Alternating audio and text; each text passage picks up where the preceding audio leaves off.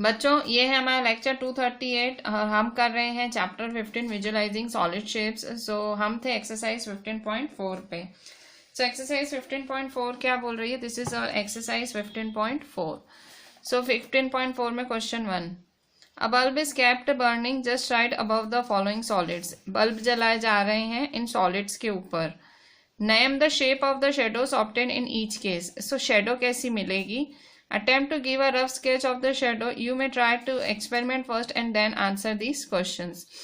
आपको देखो ये बॉल है, इसके ऊपर बल्ब जलाया गया है। This is a cylindrical pipe, इसके ऊपर बल्ब जलाया गया है।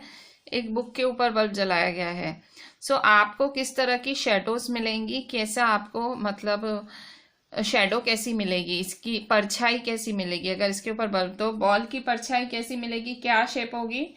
बॉल की परछाई की शेप होगी सर्कल। ठीक है, सो आपको ये एक सर्कल शेप में मिलेगी। सो दिस इज क्वेश्चन 1 इसका फर्स्ट। सो बॉल का शेडो कैसा मिलेगा आपको?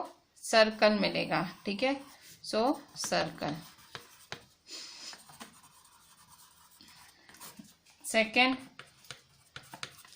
अ सिलिंड्रिकल पाइप। सपोज एक सिलिंड्रिकल पाइप है।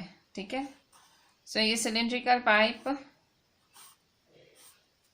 सो सिलिंड्रिकल पाइप की शेप कैसे मिलेगी आपको? रेक्टेंगल। ठीक है। थर्ड, अ बुक, एक किताब है। ठीक है, सो आपको एक किताब की परछाई कैसे मिलेगी? सो किताब की भी परछाई आपको नियरली अ रेक्टेंगल ही मिलेगी। ठीक है, सो एक रेक्टेंगल की तरह ही आपको परछाई मिलेगी। ये भी देखो रेक्टेंगल ही है, दिस इज अ रेक्टेंगल। सो यहाँ पे भी एक बुक की भी परछाई आपको नियरली अ रेक्टेंगल ही मिलेगी। ठीक है, सो पूछ रहा है आपको शेडो कैसी मिलेगी अलग अलग ऑब्जेक्ट्स की। अच्छा, नेक्स्ट क्वेश्चन है फिर हमारा, this is the next question, question 2। Here are the shadows of some 3D objects. यहाँ कुछ 3D ऑब्जेक्ट्स के शेडो हैं। पहला है circle, second square, third triangle, fourth rectangle.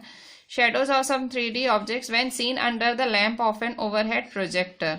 सो जब आप किसी मतलब लैंप से या किसी बल्ब से देख रहे हो कुछ 3D ऑब्जेक्ट्स की shape, so identify the solids that match each shadow. So यहाँ सर्कल किसका होगा, मतलब सर्कल कौन सी 3D शेप का होगा? सो सर्कल ये बताओ किसका शेडो हो सकता है? तो आपको पता है sphere, 3D shape sphere.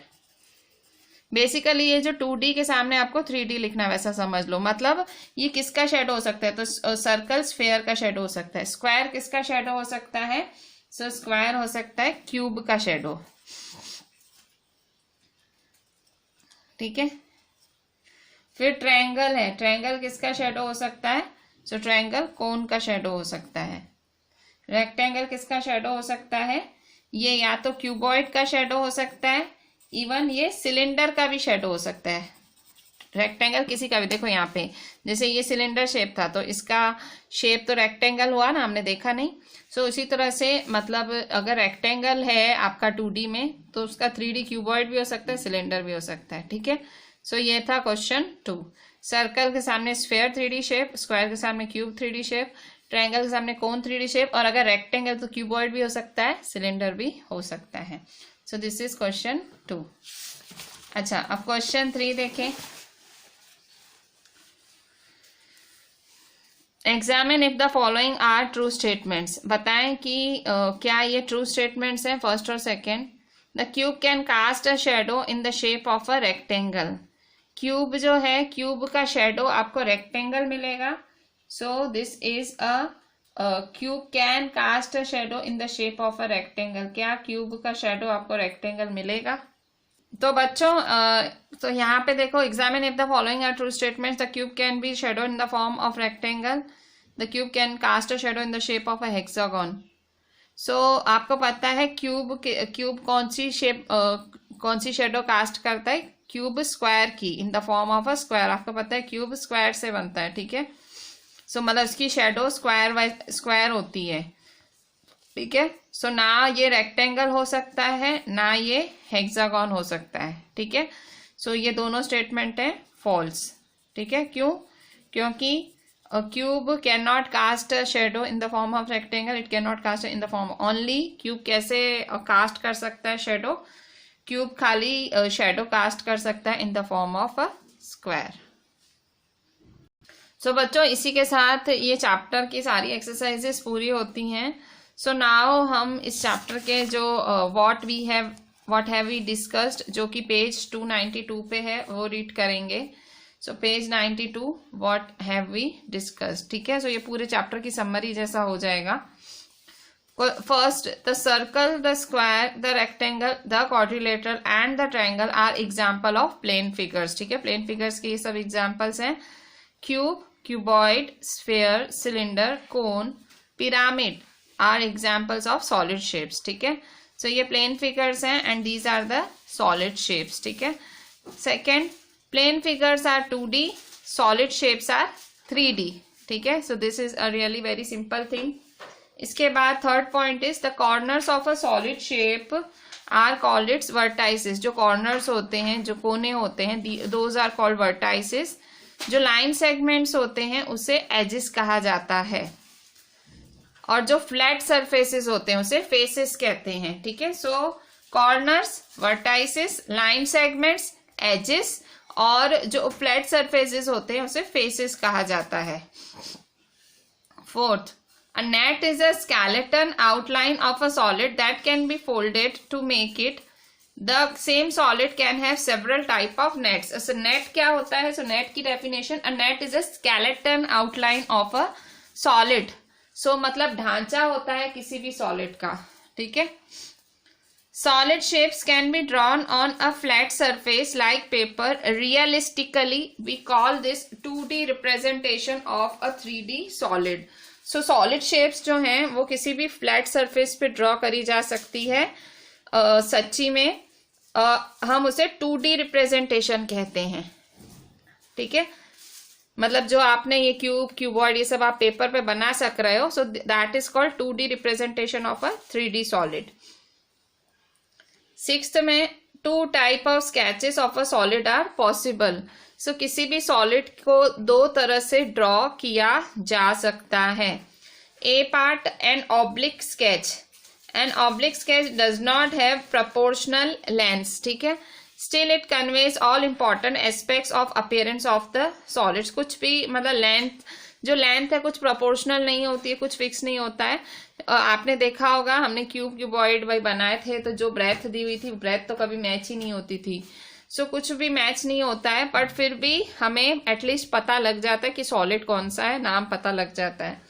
N isometric sketch is drawn on isometric dot paper, a sample of which it is given at the end of the book. In an isometric sketch of the solid, the measurements kept proportional. Isometric sketch में कोशिश की जाती है कि proportional रखे जाएं, भाई जितना यूनिट बोला है डॉट्स गिन के हम उतना उसको मतलब प्रॉपर बनाने की कोशिश करते हैं। जबकि ऑब्लिक एक रफ स्केच है, मतलब एक प्रोपोर्शनल लेंथ प्रॉपर नहीं ले पाते हैं, जबकि आइसोमेट्रिक स्केच में प्रोपोर्शनल लेंथ ली जाती है, मतलब प्रॉपर लेंथ ली जाती है।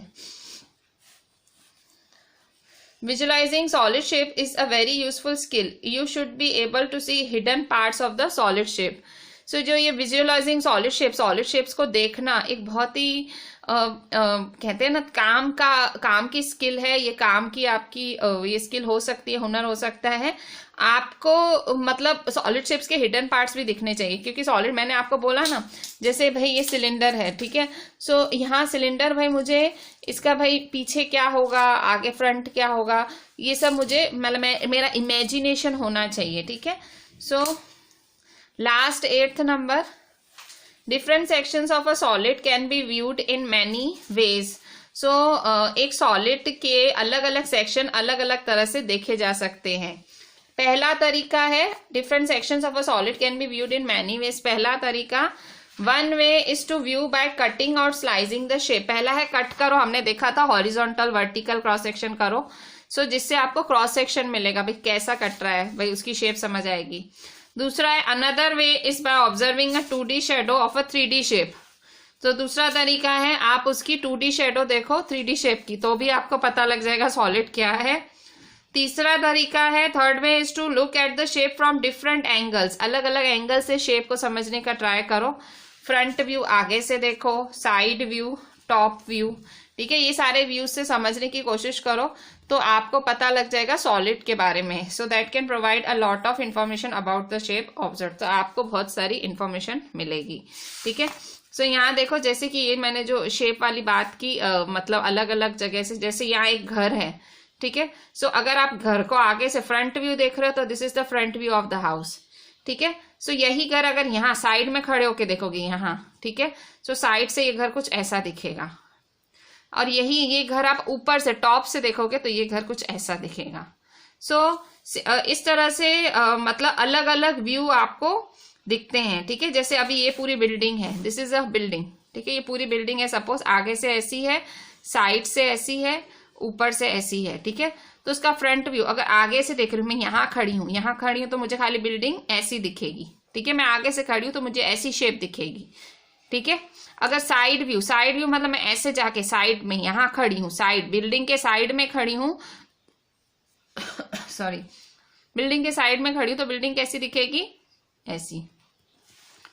और बिल्डिंग के टॉप पे मैं यहाँ ऊपर जाके खड़ी हूँ तो मुझे ये बिल्डिंग ऐसी ऐसी, तो मुझे ये दो।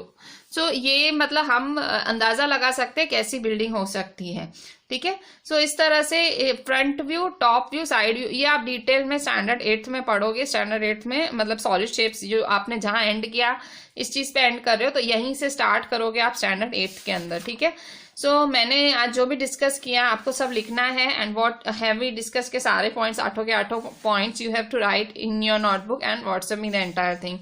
So this is me, your Ishika ma'am, finally ending this very interesting chapter, visualizing solid shapes from your Maths NCERT, and I am requesting you to write each and everything properly and WhatsApp me the entire thing. Thank you. Thanks a lot.